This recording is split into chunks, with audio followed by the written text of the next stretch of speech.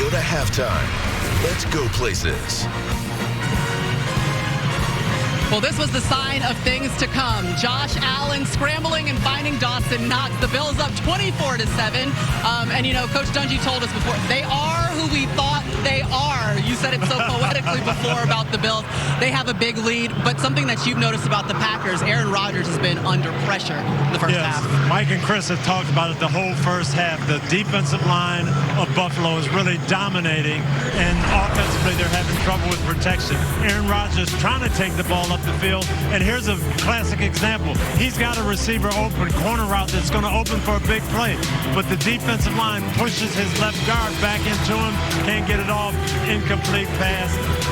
They slowed the rush down a little bit on the one drive, running the football well, but now 3 scores behind is going to be tough. Pass protection is really going to get stressed in this second half. Just 132 total yards for the Packers, 234 for the Bills, so they are rolling in the first half. We'll see what changes we see from the Packers in the second. Let's go to the best of Week 8, Coach, and start with the Patriots and the Jets. Zach Wilson throwing 3 interceptions as the Patriots snap the Jets' 4-game win streak. Yes, during the Jets' win streak, we weren't seeing these mistakes. Some untimely penalties today, and then just uncharacteristic bad throws by Zach Wilson. Patriots have now won 13 straight against the Jets, and they fall to 5-3. Dolphins taking on the Lions. Dolphins trailed by 14 twice. Tua didn't care. But this offense is so explosive. Jalen Waddle, Tyreek Hill just had a field day today. Oh my God, they both had over 100 yards receiving, a lot of waddling in the end zone. You gotta love it. Vikings taking on the Cardinals. Arizona committed 3 turnovers against Minnesota. Yeah, Minnesota's defense has done this in the fourth quarter time and time again. Come up with that big takeaway when they needed it. Vikings are now 6-1, Coach. Second best team in the NFC. Right, a healthy lead in the NFC North.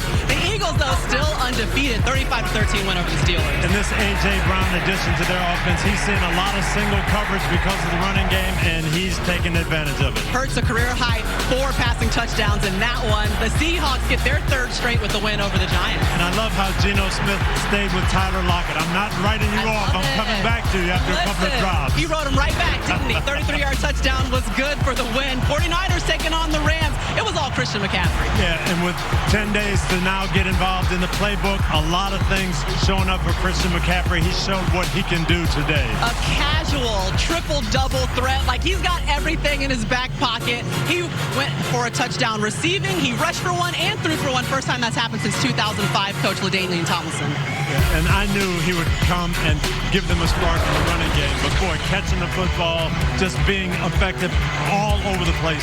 Here's some of the things they did with him today. Hey, we motion him out. You got to really acknowledge him, get all the defense favoring that way, go back the other way to George Kittle.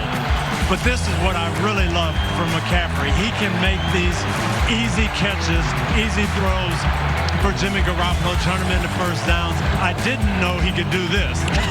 You didn't know he could throw it? This looks like a natural quarterback, Brandon Ayuk, but just versatility he's going to add to that package. The great thing is, he said his brothers were quarterbacks. He always wanted to be one, but he ended up being a running back, and that's been working out for him. Unfortunately, though, for the Rams, Cooper Kupp, we saw him leaving with an ankle injury. Still waiting to hear more updates on that, but that would be a tough pill to swallow if you're the Rams right now, sitting under 500. Right now. Absolutely.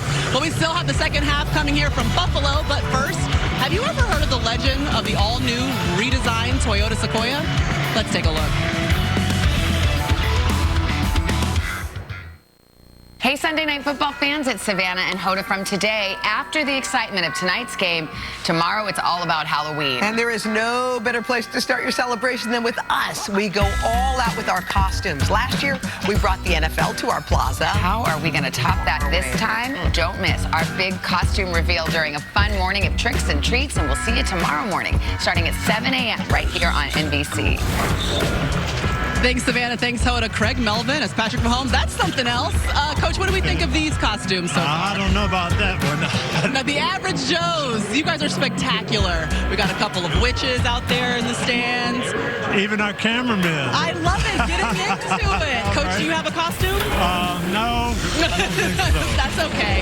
Well, there was a crazy ending at the NASCAR playoff race in Martinsville today. Toyota driver Christopher Bell won, but everyone was talking about Ross Ross Chastain's thrilling move on the final lap to earn a spot in the championship race that takes place next Sunday at Phoenix. And honestly, it's all part of a big weekend on NBC, which also includes the Breeders' Cup World Championship from the heart of horse country in Lexington, Kentucky, plus Notre Dame, Clemson in primetime Saturday, and then Sunday Night Football. Derrick Henry, the surging Titans, at Patrick Mahomes and the Chiefs. That should be a fun one. And right now, the Bills Mafia is having a lot of fun, but Aaron Rodgers will need more of this in the second half. And if he gets some time, he'll be able to do that. Protection is going to be an issue. Second half coming up next. This has been the Toyota Halftime. Let's go places.